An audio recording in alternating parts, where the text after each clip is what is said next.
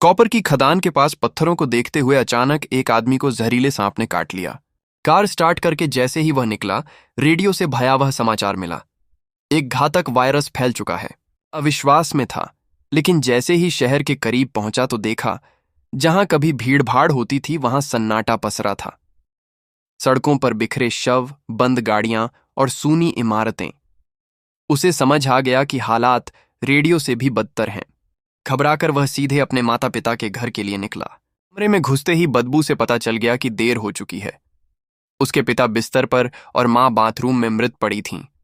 अपनी सूद खो चुका था और रोने लगा। उसने आंगन में कब्र खोदकर दोनों को दफनाया। अकेलापन और निराशा उसे अंदर तक तोड़ चुके थे, पर मन में एक उम्मीद बाकी थी। शायद मैं अकेला नहीं हूं। वह गाड़ियों से भरी सुनसान सड़कों, चर्चों और अस्पतालों में भटकता रहा। हर जगह मौत ही मौत। अंत में वह लास वेगास पहुंचा। शहर की बिजली चालू थी, मशीनें चल रही थीं, पर इंसानों का नामो निशान नहीं।